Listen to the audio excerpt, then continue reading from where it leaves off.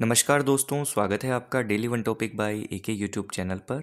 Rajasthan based कोई भी exam होता है उसमें राजस्थान जीके पूछी जाती है। राजस्थान की नॉलेज राजस्थान अध्ययन में जो दे रखी है उसी पर आधारित प्रश्न बनते हैं। जब प्रश्न आते हैं तो पता चलता है अरे ये तो 8th क्लास की राजस्थान अध्ययन में से पूछा गया है, 9th क्लास की राजस्थान अध्ययन में से पूछा गया है। तो फिर क्यों ना हम 6 से लेकर 10th तक की जो राजस्थान अध्ययन की किताबें हैं इनको आपके सामने रख दें। ऑडियो के माध्यम से रख रहे हैं, जहाँ मुझे ज़रूरत पड़ेगी कुछ लिखने की तो मैं यहाँ पे लिख भी दूंगा। वैसे आपके पास में जितनी सारी किताबें हैं आप उनको अच्छे से पढ़ें और इस ऑडियो को आप कभी भी सुनें। जब भी आपका मन करे, जब भी आप सफ़र में हैं तो इसे सुने। आपको चीज़ें जब ध्यान में रहेंगी, सुनकर पढ़कर देखकर कैसे भी आपको ध्यान में रहनी चाहिए। चलिए पहला चैप्टर शुरू करते हैं क्लास 6 का। इसमें है राजस्थान एक परिचय को लेकर। ठीक है, तो सबसे पहले हम पहले चैप्टर की बात यहाँ पे कर रहे हैं, वो है राजस्थान का परिचय। ओके, इस परिचय के अंतर्गत हमें देखना है कि हम जिस राज्य में निवास कर रहे हैं उसका नाम क्या है। राजस्थान है, इस बात पे कोई दो राय नहीं है। ये जो राजस्थान है ये भारत का सबसे बड़ा राज्य है क्षेत्रफल की दृष्टि से। भारत के कितने भाग पर राजस्थान प्रतिशत में फैला हुआ है, तो ये प्रश्न आप सभी को पता होगा। 10.41% भाग पर राजस्थान फैला हुआ है। ठीक है, ये राजस्थान जो वर्तमान में हमें दिखाई देता है मैप के माध्यम से या फिर विभिन्न टीचर्स जो हमें पढ़ाते हैं, किताबों में जो राजस्थान का नक्शा दे रखा है, क्या राजस्थान पहला ऐसा था? नहीं, पहले ऐसा नहीं था। 1948 से लेकर 1948 से लेकर 1956 1956 तक एक प्रक्रिया चली थी। उस प्रक्रिया का नाम क्या था दोस्तों? एकीकरण। क्या नाम था? एकीकरण।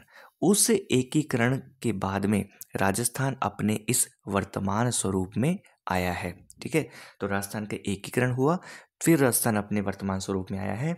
1948 से लेकर 1956 तक ये प्रक्रिया चली थी। तो राजस्थान वर्तमान में पूरे देश में क्षेत्रफल की दृष्टि से सबसे बड़ा राज्य है। अब हम स्थिति और विस्तार की बात करते हैं राजस्थान की।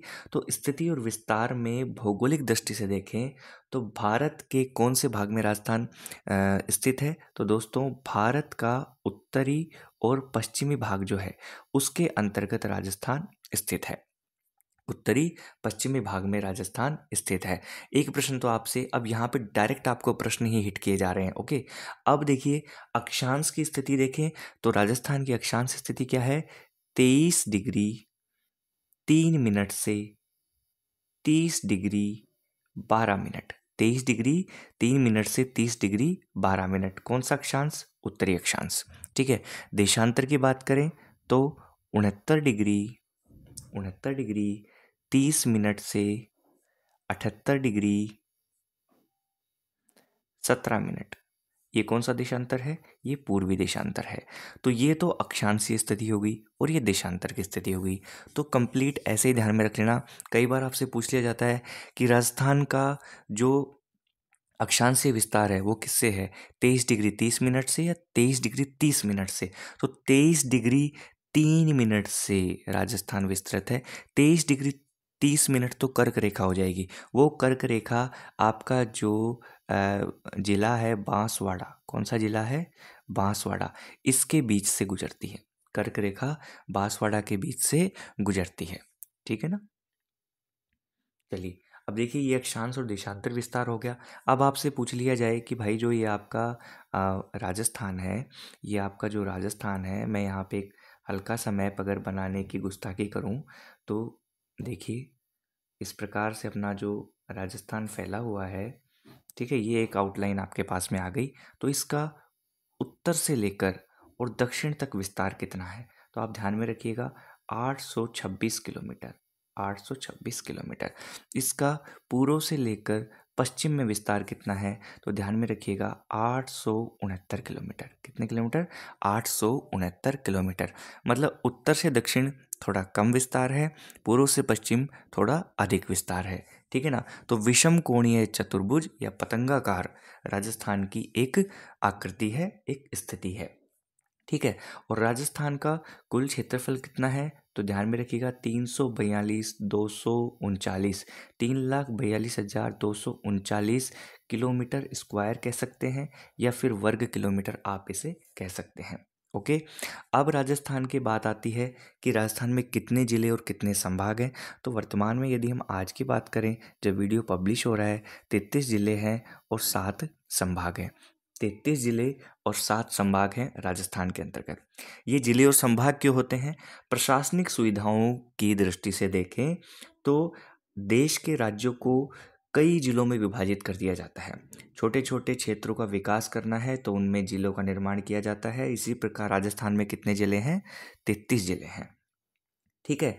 अब इन 33 जिलों में यदि हम देखते हैं कि क्षेत्रफल की दृष्टि से सबसे बड़ा जिला कौन सा है, तो वो है आपका जैसलमेर। कौन सा है? जैसलमेर। और सबसे छोटा जिला कौन सा है? तो वो है आपका धौलपुर। सबसे छोटा धौलपुर हो गया, सबसे बड़ा जैसलमेर हो गया, सबसे छोटा धौलपुर हो गया। ठीक है ना। अब धौलपुर की हम स्थिति देखें तो धौलपुर राजस्थान का सबसे पूर्वी जिला है। सबसे पूर्वी जिला ईस्ट में कौन सा है? आपका धौलपुर। अब धौलपुर के बारे में एक छोटा सा फैक्ट देख लीजिए कि धौलपुर राजस्थान का सबसे छोटा जिला है क्षेत्रफल की दृष्टि से। सबसे पहले सूर्योदय राजस्थान में किस जिले में होगा? धौलपुर में। और सबसे पहले सूर्यास्त भी किस जिले में होगा? धौलपुर में। सीधी सी बात है, जहाँ पर सबसे पहले सूर्योदय होगा सूर्यास्त भी वहीं पर होगा। ठीक है ना। इन 33 जिलों को इन 33 जिलों को फिर से कितने संभागों में विभाजित कर दिया गया? 7 संभाग में विभाजित कर दिया गया। ठीक है। अब इन 7 संभागों के नाम कौन कौन से हैं ध्यान में रखिएगा। पहला संभाग आपका हो जाता है जयपुर। ठीक है। फिर हो जाता है जोधपुर। जयपुर, जोधपुर। एक हो जाता है आपका बीकानेर, अजमेर, कोटा, उदयपुर और लास्ट हो जाता है भरतपुर। ये सबसे नवीनतम संभाग है। कौन सा? भरतपुर। तो जयपुर जो संभाग है इसके अंतर्गत जिले आते हैं जयपुर, दौसा, सीकर, अलवर, झुंझुनू।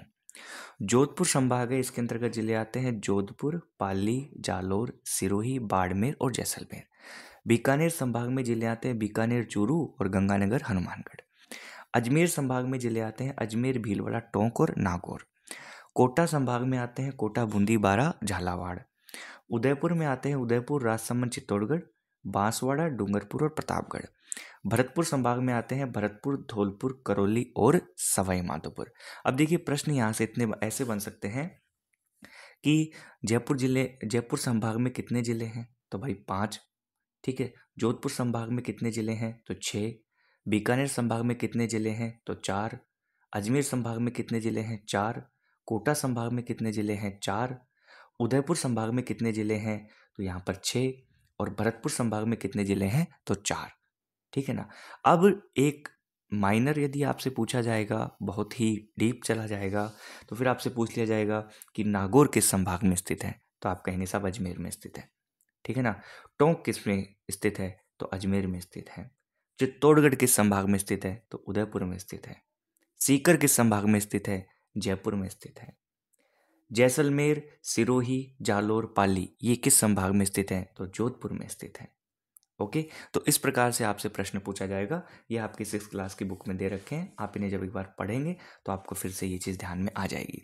अब अपना इसमें जो पॉइंट बचता है वो है पड़ोसी राज्य, कि राजस्थान की जो स्थिति है वो पड़ोसी राज्य और देश के हिसाब में क्या है।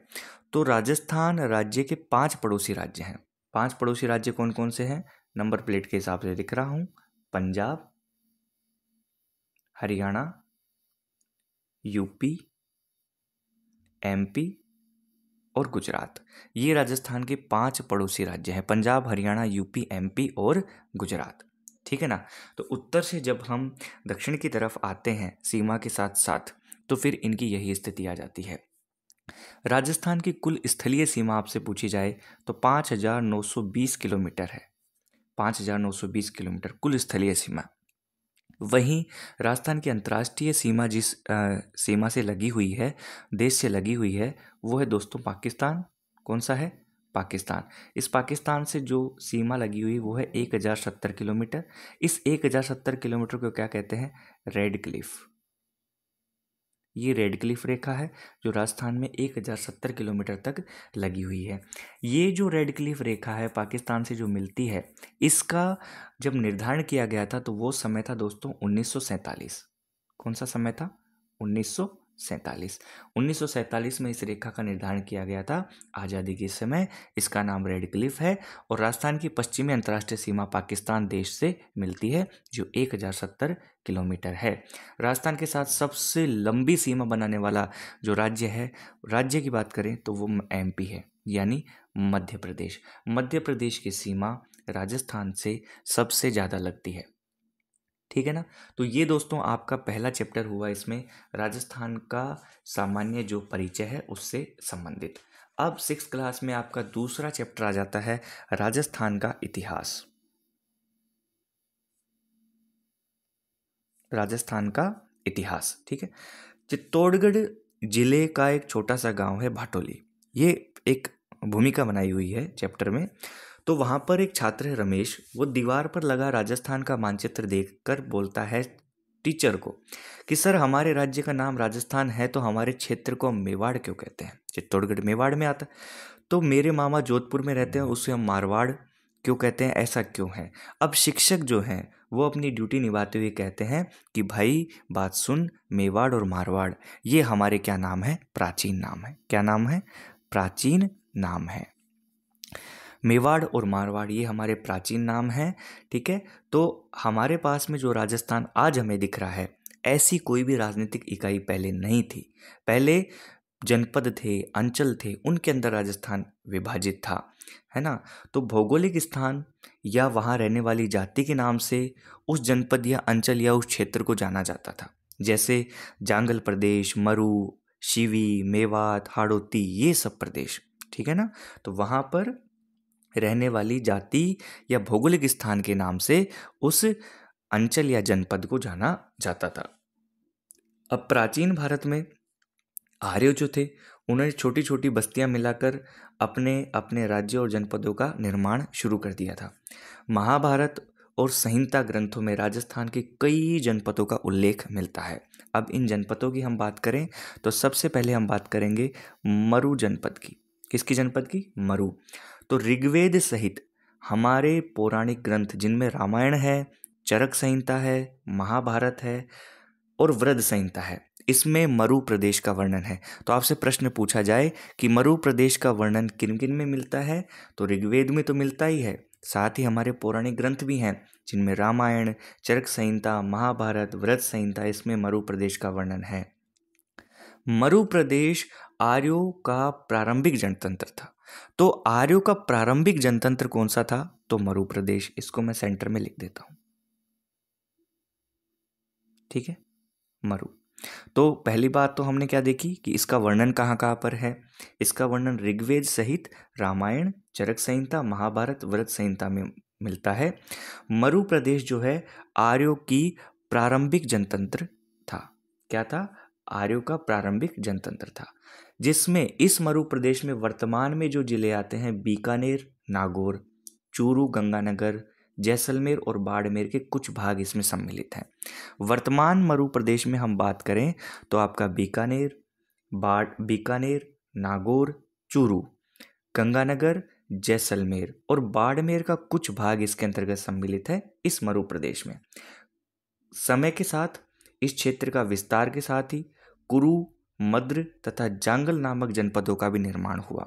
जैसे जैसे समय निकलता गया तो मरु प्रदेश के निर्माण के साथ साथ में कुरु, मद्र और जांगल नामक जनपदों का भी निर्माण होता है। अब दूसरा आपका आता है जांगल प्रदेश। कौन सा आता है? जांगल प्रदेश। इस जांगल प्रदेश में देखिए, ये जो जांगल प्रदेश है ये जनपद वर्तमान में इसका क्षेत्र बीकानेर, नागौर और जोधपुर का कुछ भाग आता है।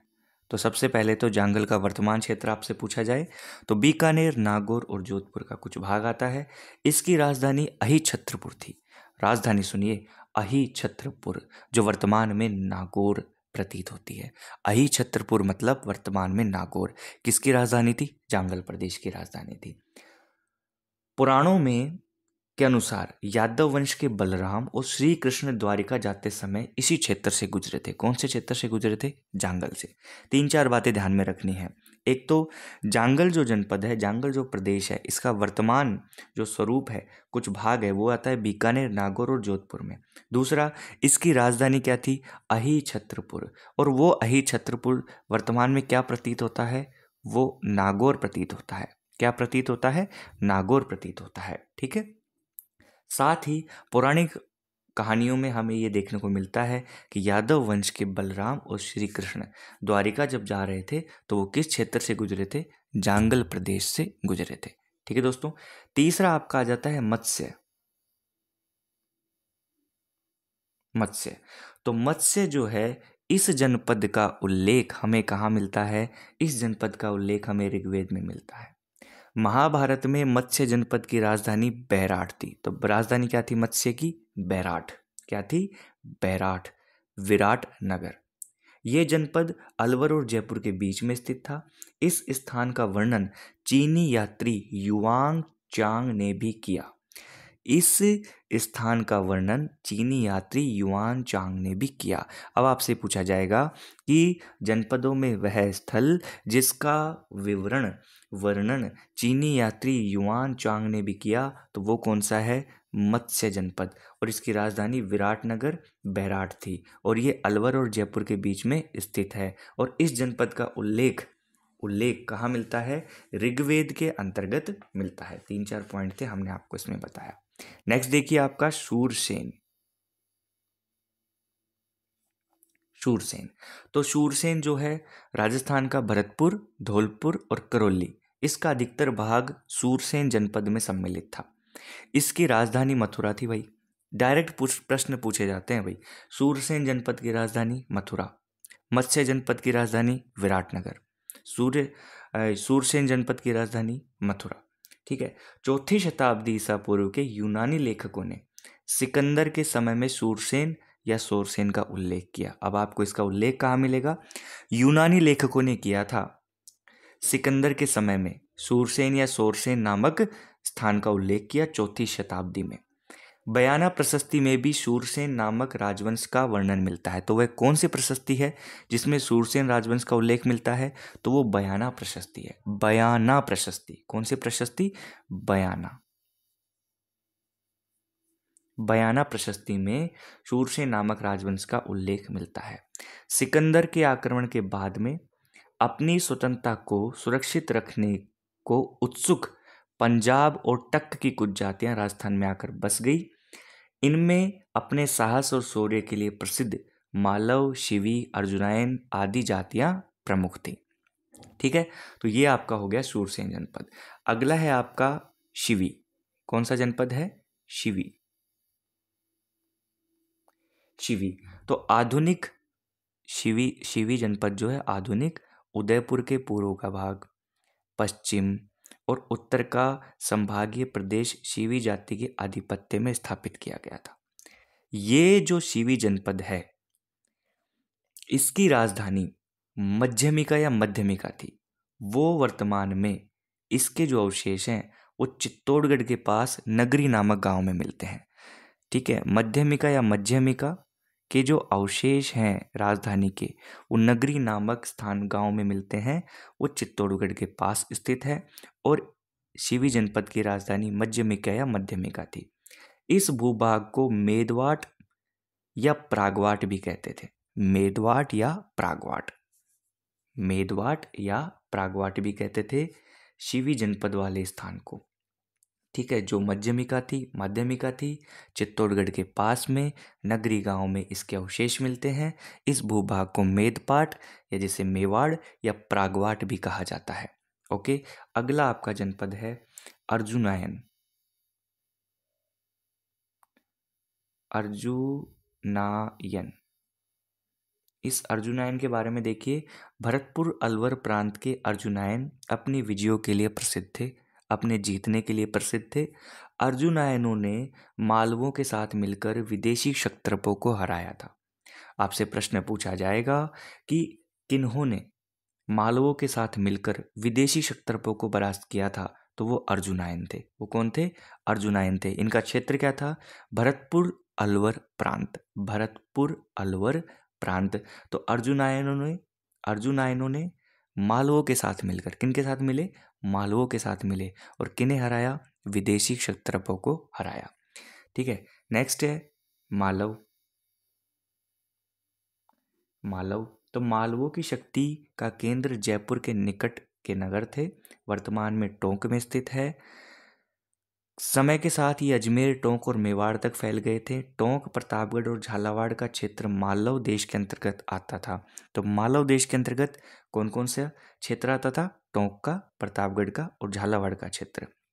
मालवों की दिग्विजय का यूप अभिलेख नांदसा भीलवाड़ा में लगा हुआ है। तो मालवों की दिग्विजय के बारे में आपको यूप अभिलेख में पता चलेगा, जो कहाँ पर है? नांदसा भीलवाड़ा में स्थित है। यूप अभिलेख नांदसा भीलवाड़ा में लगा हुआ है। मालवों की दिग्विजय के रूप में इसका वर्णन है। तो मालवों की शक्ति का केंद्र जयपुर के निकट के नगर थे, जो वर्तमान में टोंक जिले में स्थित है, और समय के साथ ही अजमेर, टोंक और मेवाड़ तक फैल गए थे। टोंक, प्रतापगढ़ और झालावाड़ का क्षेत्र मालव देश के अंतर्गत आता था। ठीक है, नेक्स्ट देखिए योद्धेय।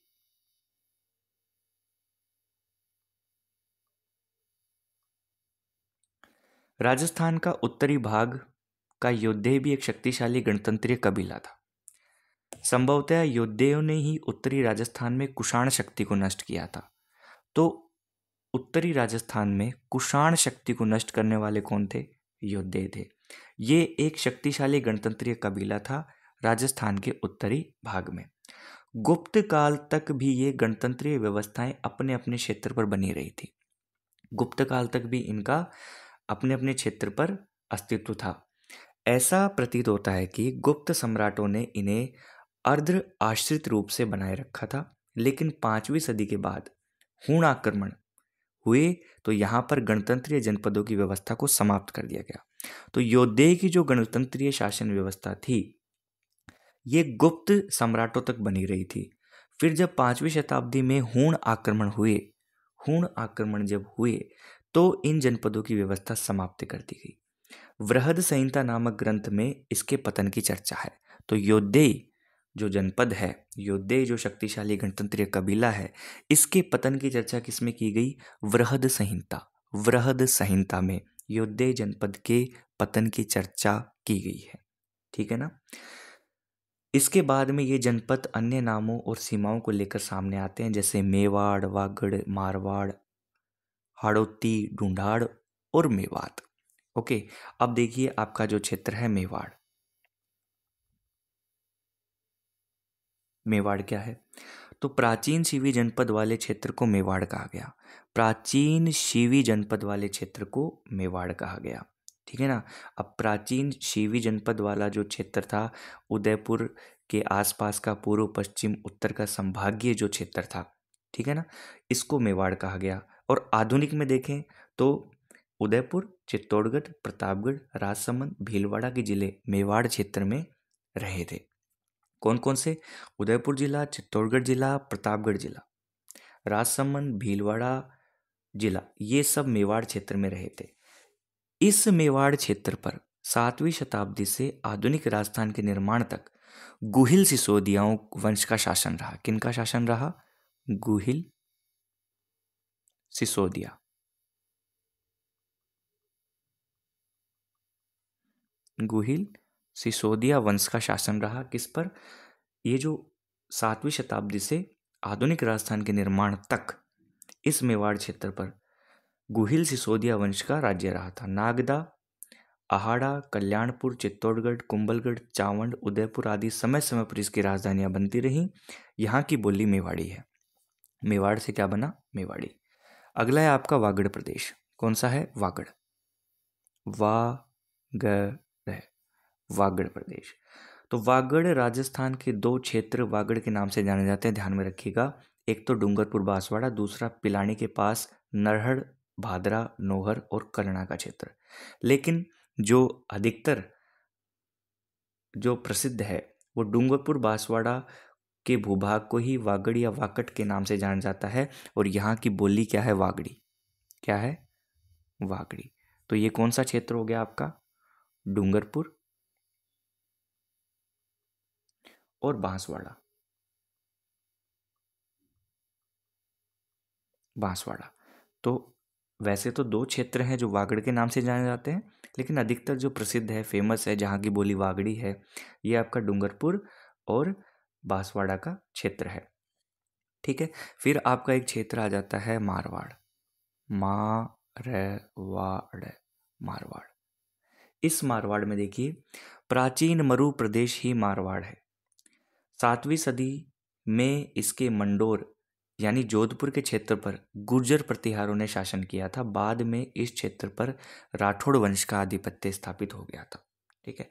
तो वह क्षेत्र जिस पर 7वीं सदी में गुर्जर प्रतिहारों ने शासन किया था, तो मंडोर, जोधपुर, और बाद में राठौड़ वंश का आधिपत्य हो गया। नेक्स्ट देखिए आपका हाड़ौती। तो हाड़ौती आधुनिक बूंदी और कोटा का क्षेत्र हाड़ौती कहलाता है। प्राचीन काल में इस भूभाग पर मीणा जनजाति का आधिपत्य था। मीणा वंश का बूंदा के नाम पर ही बूंदी का नामकरण हुआ है। तो बूंदी का नामकरण यहाँ पे आपसे देखा जाए तो एक मीणा वंश का व्यक्ति था बूंदा, और उसके नाम पर ही क्या नामकरण हुआ? बूंदी। ठीक है, बूंदी का नामकरण हुआ। कालांतर में चौहान वंश की हाड़ा शाखा ने इस क्षेत्र पर अधिकार कर लिया था, हाड़ौती पर। तभी से इस भूभाग को और यहाँ की बोली को हाड़ौती क्षेत्र कहा जाने लगा। तो हाड़ौती का हाड़ौती नाम किस प्रकार से पड़ा? चौहान वंश की एक शाखा थी हाड़ा। कौन सी शाखा? हाड़ा। इस हाड़ा शाखा ने जब हाड़ौती जो क्षेत्र है इस पर अधिकार किया, तब से इस भूभाग को और यहाँ की बोली को हाड़ौती कहा जाने लगा। अब आपका आता है ढूंढाड़। ढूंढाड़। तो ढूंढाड़ जो क्षेत्र है, जयपुर और उसके आसपास का क्षेत्र ढूंढाड़। 12वीं सदी में कछवार राजपूतों ने यहाँ की स्थानीय जनजाति के मीणों और बड़गुजरों को परास्त किया और अपने राजवंश की नींव डाली। इस क्षेत्र की भाषा ढूंढाड़ी कहलाती है। तो ढूंढाड़ क्षेत्र की भाषा ढूंढाड़ी कहलाती है। और 12वीं सदी में कछवार राजपूतों ने यहाँ पर अपने राजवंश की नींव डाली थी। ढूंढाड़ में किन किन को हराया था? जनजाति जो थी, स्थानीय जनजाति मीणा और बड़गुजर, इनको परास्त करके कछवाहा ने राजवंश की नींव डाली और इस क्षेत्र की भाषा ढूंढाड़ी कहलाती है। ठीक है। इस चैप्टर का जो अंतिम है वो पॉइंट है मेवात। कौन सा है? मेवात। अलवर भरतपुर का क्षेत्र जहाँ मेव जाति ज़्यादा रहती है वो मेवात है। मेवातियों का प्रसिद्ध नायक हसन खां मेवाती, जो खानवा के युद्ध में राणा सांगा की ओर से बाबर के विरुद्ध लड़ता हुआ मारा गया था। प्रश्न यहाँ पे क्लिक होना चाहिए कि खानवा के युद्ध में राणा सांगा की ओर से बाबर के विरुद्ध लड़ता हुआ मारा गया मेवाती प्रसिद्ध नायक कौन है? तो हसन खां मेवाती। हसन खां मेवाती। इन सब जो हमने पढ़े अभी अंचल, मेवात, ढूंढाड़, हाड़ौती, मारवाड़, मेवाड़, इन सभी अंचलों के अतिरिक्त भी राजस्थान में कुछ अन्य क्षेत्र, जैसे देखो, एक क्षेत्र है माड़। एक कौन सा क्षेत्र है? माड़। ये जैसलमेर को माड़, ठीक है, या वल, माड़ या वल कहा जाता था। जोधपुर का दक्षिणी भाग गुर्जरात्रा कहलाता था। प्रतापगढ़ को काठल और झालावाड़ का क्षेत्र मालवा, चूरू झुंझुनू सीकर वाला क्षेत्र शेखावटी, ब्यावर अजमेर का क्षेत्र मेरवाड़ा के नाम से जाना जाता है। राजस्थान और इसके विभिन्न क्षेत्र भूगोल और परिस्थितियों के फलस्वरूप अनेक बोली, वेशभूषा, व्यवहार और परंपराओं का धनी है। तो इस प्रकार से हमने देखा कि जो अंचल थे, जिनको हम क्षेत्र कह सकते हैं, ऋग्वेद का जो प्रथम वेद प्राचीन ग्रंथ है ऋग्वेद है ना, तो ये कुछ अपने जनपद थे जिनकी राजधानियों की बात की, क्षेत्रों की बात की। जैसे मत्स्य जनपद की राजधानी विराटनगर थी। कोटा बूंदी वाला क्षेत्र हाड़ौती कहलाता है। ब्यावर अजमेर का क्षेत्र मेरवाड़ा कहलाता है। जयपुर के उसके आसपास की क्षेत्र की भाषा ढूंढाड़ी है। ठीक है ना। शेखावटी में चूरू झुंझुनू सीकर ये ज़िले आते हैं। और हसन खां मेवाती जो था वो खानवा के युद्ध में बाबर के विरुद्ध लड़ता हुआ मारा गया एक प्रसिद्ध मेवातियों का प्रसिद्ध नायक था, जो अलवर भरतपुर क्षेत्र में मेव जाति से संबंधित था। वो हसन खां मेवाती था। ठीक है ना। तो ये हुआ आपका चैप्टर नंबर 2। अब आपका शुरू होगा चैप्टर नंबर 3, जो है इतिहास को जानने के स्रोत। क्या है? इतिहास को जानने के स्रोत।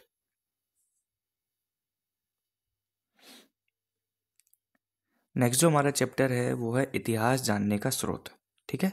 तो इतिहास जानने के स्रोत में हम देखेंगे जो पुरातात्विक स्रोत हैं, जिनमें अभिलेख आते हैं और स्मारक आते हैं, मुद्राएं आती हैं, इन सभी की बात करेंगे। साथ में साहित्यिक स्रोतों की भी बात करेंगे, जो विभिन्न विद्वान थे जिन्होंने अपने इतिहास को जानने के स्रोत के रूप में अपना योगदान दिया था। ठीक है। तो अब हम शुरू करते हैं चैप्टर नंबर 3।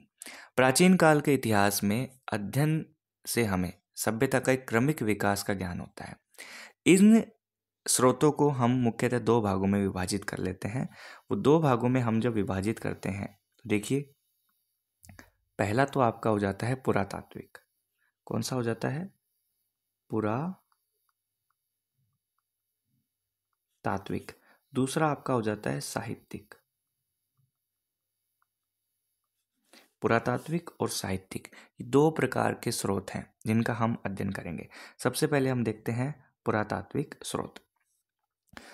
तो प्राचीन काल के वो अवशेष जिनसे हमें किसी स्थान, घटना को समझने में हेल्प मिलती है, वो पुरातात्विक स्रोत हैं। इसमें अभिलेख आएंगे, मुद्रा आएंगी, स्मारक आएंगे, कलाकृतियाँ आएंगी, जो कि उत्खनन से प्राप्त सामग्री भी शामिल है। जिसमें हम सबसे पहले हम बात करें अभिलेखों की। किसकी हम बात करें? अभिलेख।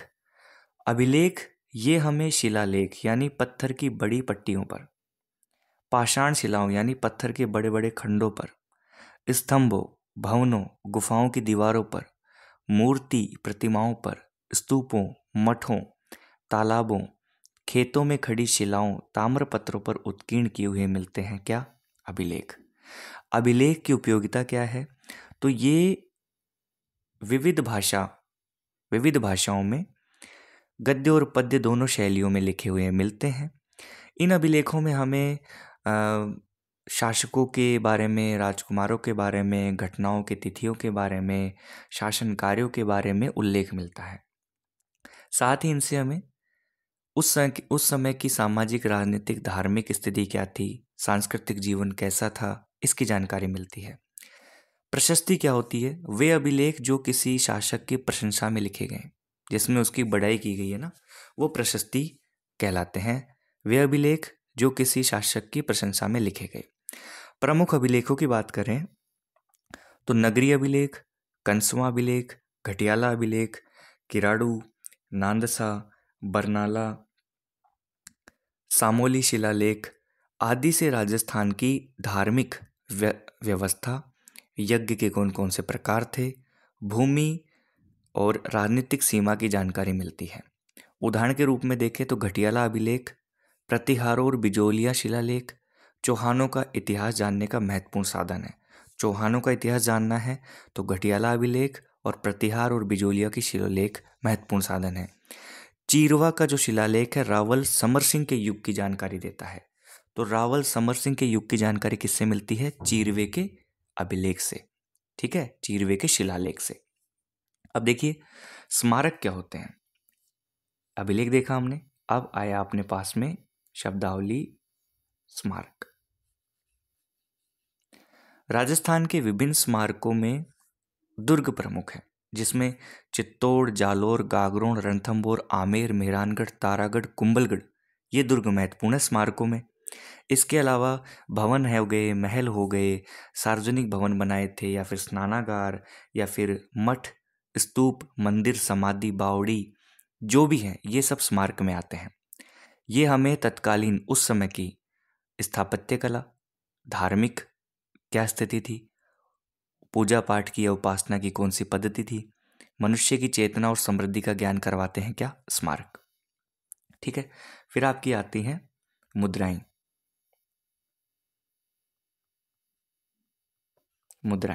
तो मुद्राओं में मुद्राएं कह लीजिए या सिक्के कह लीजिए, छापे या प्रतीकों से किसी भी काल विशेष के राजनीतिक, धार्मिक, आर्थिक स्थिति का पता लगता है। मुद्राओं पर अंकित चिन्ह, भाषा, लिपि, सन, संवत, नाम सहित धातु की शुद्धता में नाप तोल आदि से हमें उस समय की समृद्धि का ज्ञान होता है।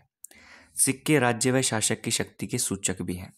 ठीक है, तांबे के सिक्के थे या चांदी के सिक्के थे या सोने के सिक्के थे या लोहे के सिक्के थे, ये सिक्के जो है शासक की शक्ति के सूचक भी हैं। आहड़, रैड, बैराठ, रंगमहल, सांभर, ठीक है, सुखाड़ियों के उत्खनन से प्राप्त सिक्के और मुद्राएं क्षत्रपों, मालव, चौहान, गुहिल आदि वंशों के काल, राज्य, अधिकृत सीमा की जानकारी हमें प्राप्त होती है, मिलती है। फिर उस समय पे यदि कोई बर्तन है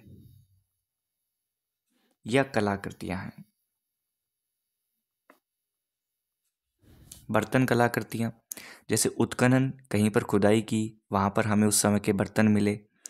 कलाकारी में बर्तनों पर चित्र बने हुए थे, खंभों पर खुदाई थी, जो किवाड़ होते हैं, दरवाजे होते हैं, ठीक है, उन पर कारीगरी देखने को मिली। हमें ऐसे बर्तन भी मिले जिनकी बनावट, पॉलिश, रंग से उस समय की उत्कृष्ट कला को दर्शाया गया था। राजस्थान के अनेक स्थानों से उत्खनन में प्राप्त मृद भांड, जिनमें प्याले, रकाबियाँ, धूप पात्र, दीपक आदि से हमें पूर्वजों के कला कौशल का ज्ञान हो जाता है। गणेश्वर जो कि नीम का थाना सीकर में स्थित है, वो ताम्र संस्कृति के अवशेष वहाँ से मिले। जोधपुरा, जयपुर, नौ भरतपुर से प्राप्त काले और लाल मृद भांड, आहड़ व गिलूंड से प्राप्त प्रस्तर, फलक आदि में कला कौशल को देखा जा सकता है। ठीक है, ये कुछ अपनी जो सभ्यताएं हैं वहाँ से कुछ अवशेष मिले हैं, उनके बारे में दिया गया है। फिर आपके आते हैं ताम्रपत्र। 6th क्लास में आपसे एक तरीके से परिचय के रूप में ही दिया गया है, ठीक है ना। 7th की बुक पढ़ेंगे, 8th की बुक पढ़ेंगे, 9th की बुक पढ़ेंगे तो सारी चीज़ें क्लियर होती चली जाएंगी। ताम्रपत्र, तांबे के छोटे बड़े पत्रों पर खोदे गए लेखों को क्या कहा गया? ताम्रपत्र कहा गया। दान पुण्य से संबंधित होने में इन्हें दान पत्र भी कहा जाता था। इनसे हमें शासक, काल, भाषा, पर्व, धर्म, भूमि, नापतोल, दान के प्रकार आदि का पता चलता है ताम्रपत्रों में। क्योंकि दान पुण्य से संबंधित थे तो इन्हें दान पत्र भी कहा जाता था। फिर आपके आते हैं दूसरा जो आपका भाग है वो है साहित्यिक स्रोत। कौन से स्रोत? साहित्यिक स्रोत। इतिहास को जानने में साहित्य स्रोतों की भूमिका भी महत्वपूर्ण है। जैसे पुरातात्विक थे वैसे ही साहित्यिक है। संस्कृत, हिंदी, राजस्थानी, उर्दू, फारसी में लिखे गए साहित्य प्रचुर मात्रा में मिलते हैं। राजस्थान के प्राचीन इतिहास को जानने में वेद पुराण, रामायण, महाभारत, बौद्ध और जैन ग्रंथों की सहायता मिलती है। 12वीं सदी के उत्तरार्ध में जयानक कृत पृथ्वीराज विजय, यानी पृथ्वीराज विजय किसके द्वारा कृत थी? जयानक के द्वारा। इसमें चौहानों की उपलब्धियों का वर्णन मिलता है। नैन चंद्र सूरी कृत हम्मीर महाकाव्य, इसमें चौहानों के इतिहास के साथ साथ अलाउद्दीन खिलजी की रणथंबोर विजय और उस समय की सामाजिक धार्मिक स्थिति का भी पता चलता है। किसमें? हम्मीर महाकाव्य में। किसके द्वारा थी? नयन चंद्र सूरी के कृत। नयन चंद्र सूरी ने हम्मीर महाकाव्य लिखे जिसमें चौहान के इतिहास का तो वर्णन मिलता ही है, उसके साथ में अलाउद्दीन खिलजी की रणथंबोर विजय का भी उल्लेख मिलता है। प्रश्न आपसे आ जाए कि वह साहित्य ग्रंथ जिसमें अलाउद्दीन खिलजी की रणथंबोर विजय का वर्णन मिलता है तो हम्मीर महाकाव्य, जो किसने लिखा? नयन चंद्र सूरी ने। राजस्थानी साहित्य में पृथ्वीराज रासो, अचलदास खींचीरी वचनिका, पद्मनाभ कृत कानड़देव प्रबंध, पद्मनाभ ने लिखी कानड़देव प्रबंध, बीकानेर के दलपत सिंह ने लिखी दलपत विलास, खिड़िया जग्गा ने लिखी वचनिका, इसमें विशेष उल्लेख किया गया है। तो खिड़िया जग्गा के द्वारा लिखी वचनिका, दलपत सिंह ने लिखी दलपत विलास, पद्मनाभ ने लिखा कानड़देव प्रबंध। ठीक है ना, तो ये ध्यान में रखना है। ख्यात जो हैं, ये ख्यात विषयक जो हैं साहित्य में प्रसिद्ध राजपूत राजवंशों की स्थापना, साहित्य में प्रसिद्ध राजपूत राजवंशों की स्थापना, राजाओं का वंशक्रम, राज्य क्षेत्र का वर्णन मिलता है। जैसे नैन श्री ख्यात, बांकीदासरी ख्यात, दयालदासरी ख्यात, जोधपुर राज्य की ख्यात आदि से इतिहास जानने में हमें सहायता मिलती है। फारसी उर्दू तवारीख यानी इतिहास ग्रंथ में हमें विशेषतः मध्यकालीन राजस्थान को समझने में मदद मिलती है। अब आपके आते हैं घोड़े वाले बाबा कर्नल जेम्स टोड। तो हम यहाँ पे टोड लिख देते हैं, ठीक है। कर्नल जेम्स टोड, इनकी एक कृति है annals and antiquities of Rajasthan और पश्चिमी भारत की यात्रा, ठीक है। इसी प्रकार बूंदी के महाकवि सूर्यमल मिश्रण का वंश भास्कर, कविराज श्यामल दास ने लिखी वीर विनोद, विश्वेश्वर नाथ रेऊ की है मारवाड़ राज्य का इतिहास, गौरीशंकर हीराचंद ओझा की लिखित उदयपुर जोधपुर सिरोही डूंगरपुर बांसवाड़ा प्रतापगढ़ के ऐतिहासिक ग्रंथ भी उल्लेखनीय है साहित्यिक रचनाओं में, ठीक है ना।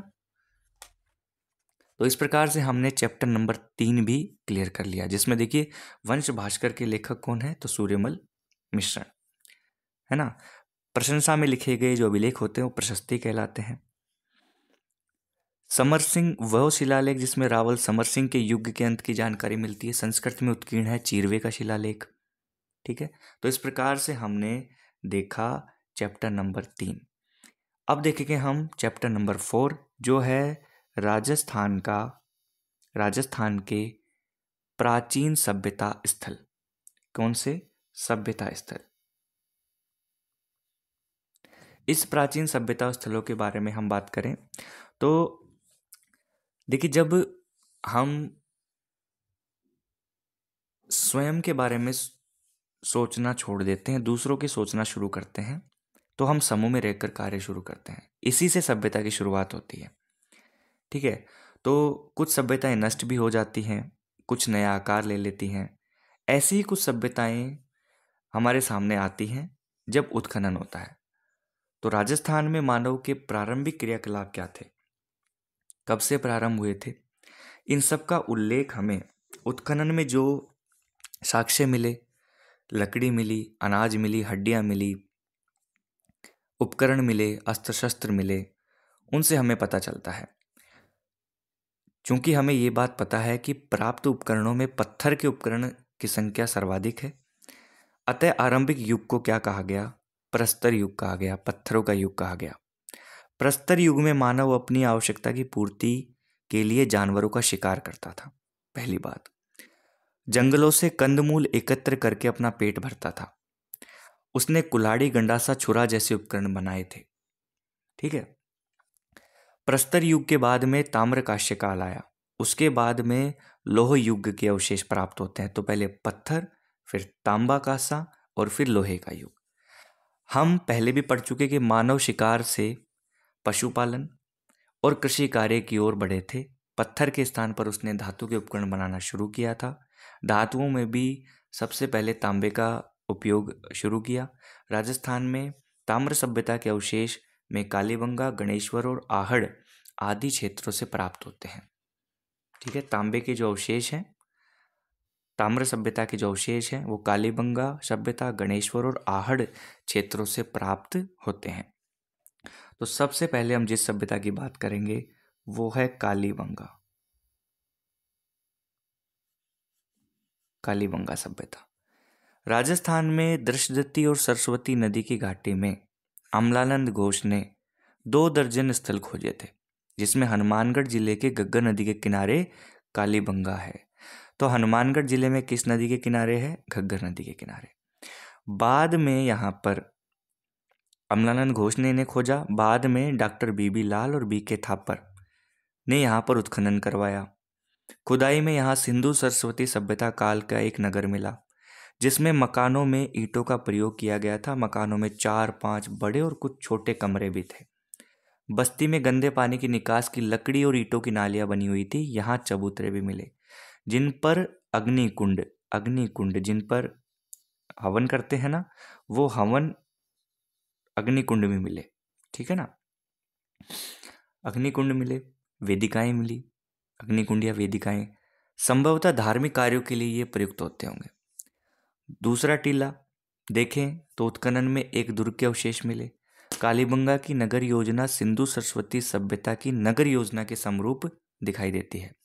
इस क्षेत्र में नगर की प्राचीर के बाहर यानी दीवार के बाहर जोती हुई कृषि की भूमि भी मिली है, उसके साक्ष्य मिले हैं।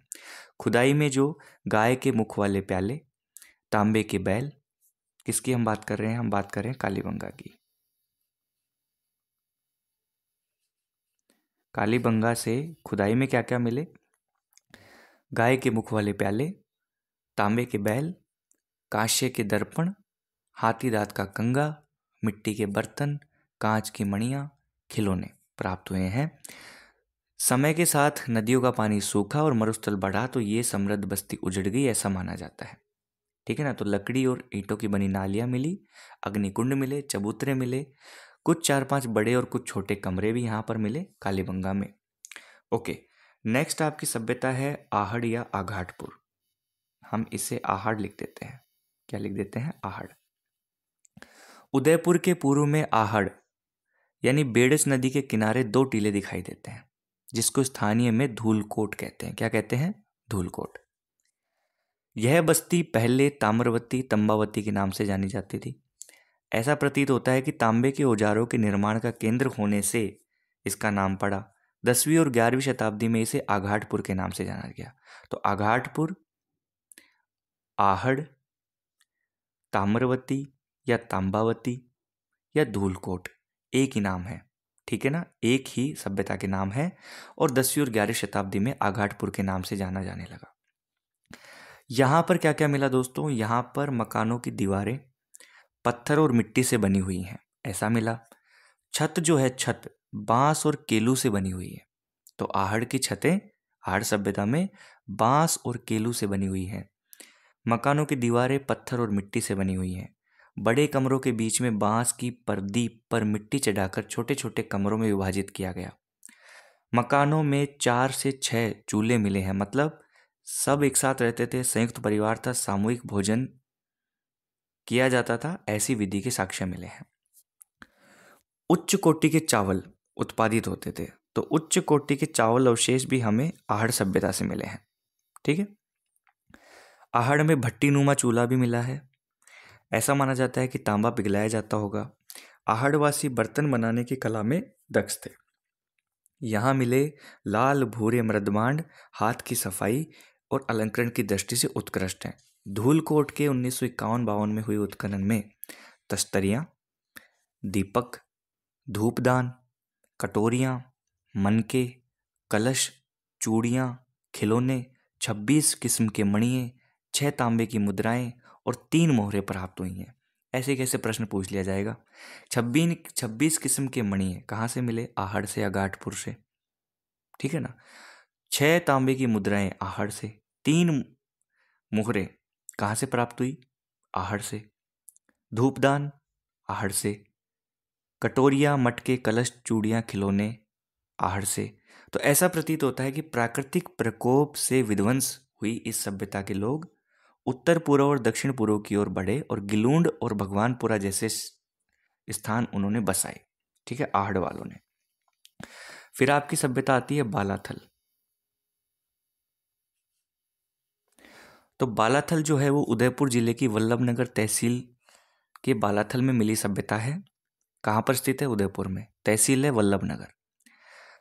ताम्र पाषाण कालीन आहड़ संस्कृति से संबंधित है। यहाँ पर 11 कमरों के एक बड़ा भवन मिला है, जिसमें कमरों की संख्या कितनी है? 11। ठीक है। और दुर्ग जैसे चिन्ह प्राप्त हुए। बालाथल में तांबे के चाकू मिले, कुल्हाड़ी मिली, छेनी मिली, बाण मिले जैसे उपकरण तथा कर्ण, फूल, गले के हार, लटकन आदि आभूषण मिले हैं। यहाँ के निवासियों की मिश्रित अर्थव्यवस्था प्रचलित थी, जिसमें कृषि, पशुपालन, शिकार तीनों जीविका के साधन थे। ऐसे अवशेष मिले। बालाथल में लौह काल के अवशेष भी प्राप्त हुए। तो ये मिश्रित जो अर्थव्यवस्था यहाँ पर प्रचलित थी, बालाथल में लौहकालीन अवशेष भी प्राप्त हुए। लोहे गलाने की भट्टियां भी मिली है। बैराठ के अतिरिक्त बालाथल ही ऐसा स्थान है जहां बुना हुआ वस्त्र प्राप्त हुआ है। एक बुना हुआ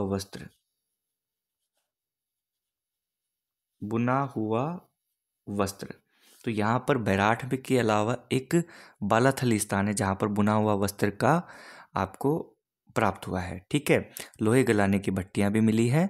तो बालाथल में लोहकालीन अवशेष भी प्राप्त हुए हैं। 11 कमरों का एक बड़ा भवन भी यहाँ पर मिला है। ठीक है, नेक्स्ट आपका है गणेश्वर। कौन सी सभ्यता है? गणेश्वर। तो गणेश्वर की बात करें, सीकर जिले में नीमका थाना तहसील में गणेश्वर स्थित है। ताम्र संचयी संस्कृति कहा जाता है। ये संस्कृति पूर्वी राजस्थान और गंगा घाटी क्षेत्र में पल्लवित हुई। गणेश्वर में ताम्र उपकरण बहुत मात्रा में मिले हैं। इस कारण खेतड़ी ताम्र भंडार की निकटता रही होगी। तांबे के उपकरणों में बाण मिले, तांबे के छैनियाँ मिली, मछली पकड़ने का कांटा मिला, उस तरह के फलक मिले, अंगूठियाँ आदि मिली हैं। ऐसा प्रतीत होता है कि यहाँ से दोहरी पेचदार शिरा वाली ताम्र पिनों को पश्चिमी और मध्य एशिया में निर्यात किया जाता था। कहाँ से? गणेश्वर से। गणेश्वर में मिट्टी के 2 प्रकार के बर्तन मिले हैं। गणेश्वर से मिट्टी के 2 प्रकार के बर्तन मिले हैं। पहला, हड़प्पा पूर्व संस्कृति के हल्के लाल रंग के पतले बर्तन, और दूसरा लाल चिकनी मिट्टी विशिष्ट चित्रकारी वाले मजबूत बर्तन। इन बर्तनों में मर्तबान, कलश, प्याले, तसले, ढक्कन, हांडी प्रमुख है। ठीक है, 2 प्रकार के बर्तन मिले। एक तो हड़प्पा पूर्व संस्कृति के हल्के लाल रंग के पतले बर्तन, दूसरा लाल चिकनी मिट्टी विशिष्ट चित्रकारी वाले मजबूत बर्तन। आहड़ और गणेश्वर सभ्यताएं ताम्र पाषाण काल की हैं, आहड़ भी और गणेश्वर भी। लेकिन इनके ऊपरी स्तर लोह युग के अवशेष प्राप्त होते हैं। लोहकालीन इतिहास को जानने के लिए बैराट, सांबर, बागोर, रेड आदि सभ्यता स्थलों का विवरण उल्लेखनीय है। यदि हमें लोहकालीन इतिहास को जानना है तो बैराट सभ्यता, सांबर, बागोर, रेड आदि जो सभ्यता के स्थल है ये उल्लेखनीय है। जबकि आहड़ और गणेश्वर ताम्र पाषाण काल की है, लेकिन इनके ऊपरी स्तर पर लोह युग के अवशेष भी प्राप्त होते हैं। अगला है दोस्तों बैराट। बैराट जयपुर जिले में स्थित बैराट कस्बा हर युग में सभ्यता संस्कृति का प्रमुख केंद्र रहा है। इसकी बीजक की पहाड़ी और भीम डूंगरी पुरातत्व की दृष्टि से बहुत महत्वपूर्ण है। महाभारत में इसका उल्लेख मत्स्य जनपद की राजधानी विराटनगर के रूप में हुआ, हमने पिछले चैप्टर में देखा था। यहाँ पांडवों ने अपने अज्ञातवास के अंतिम दिन व्यतीत किए थे। किसने व्यतीत किए थे? पांडवों ने अपने अज्ञातवास के अंतिम दिन यहाँ व्यतीत किए थे। कहाँ पर? बैराट में। मौर्य काल में भी ये एक प्रमुख केंद्र था। यहाँ अशोक के 2 स्तंभ लेख बाबरू या बैराट शिलालेख और बौद्ध मठ के अवशेष मिले हैं। यहाँ एक कमरे में 36 चांदी की मुद्राएं मिली हैं। कितनी मुद्राएं मिली हैं बैराट से? 36 चांदी की मुद्राएं मिली हैं, जिनमें से 8 पंचमार्क और 28 भारतीय यूनानी शासकों की हैं। इस 36 में से 8 तो है पंचमार्क मुद्राएं, और जो बची 28 है वो जो है वो भारतीय यूनानी या हिंद यूनानी शासकों की है। तो ये भारतीय यूनानी शासकों की है। ठीक है, 36 मुद्राएं प्राप्त हुई हैं। खुदाई में यहाँ से स्वास्तिक तथा त्रिरत्न चक्र के चिन्ह युक्त अलंकृत घड़े मिले हैं। दीपक मिला है, नाचता हुआ पक्षी मिला है, पत्थर की संदूकें मिली हैं, लोहे के कील और हाथ से बना हुआ वस्त्र भी मिला है।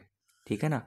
उपयुक्त स्थलों के अतिरिक्त राजस्थान में भीलवाड़ा जिले के बागोर, ओजियाना, जयपुर जिले में स्थित सांभर, जोधपुरा, टोंक जिले में स्थित नगर, रेड, चित्तौड़ में स्थित नगरी, भरतपुर में स्थित नौ, जालौर में स्थित भीनमाल और राजस्थान में राजसमंद में स्थित पचमाता, गिलूंड आदि जो स्थल हैं पाषाण, ताम्र पाषाण और ताम्र लोह काल संस्कृति को प्रकट करते हैं। तो ये भी ध्यान में रखिएगा, पाषाण, ताम्र पाषाण और ताम्र लोह काल।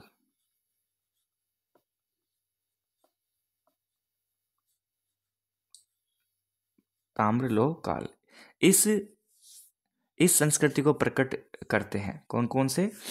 एक तो बैराट हो गया, दूसरा यहाँ पे हम देखें तो भीलवाड़ा जिले में बागोर, ओजियाना, जयपुर जिले में सांबर, जोधपुरा, टोंक जिले में स्थित नगर, रेड, चित्तौड़ में नगरी, भरतपुर में नौ, जालौर में भीनमाल, राजसमंद में पचमाता, गिलूंड आदि जो हैं ये सभ्यता स्थल हैं। ये पाषाण, ताम्र पाषाण और ताम्र लोह काल की संस्कृति को प्रकट करते हैं। ठीक है। तो ये आपका हो गया चैप्टर नंबर 4, जिसमें हमने देखा कुछ महत्वपूर्ण सभ्यता स्थलों को। इस वीडियो नोट में इतना ही। नेक्स्ट पार्ट में हम चैप्टर नंबर 5 से शुरू करेंगे, आज़ादी से पूर्व सरकार का स्वरूप।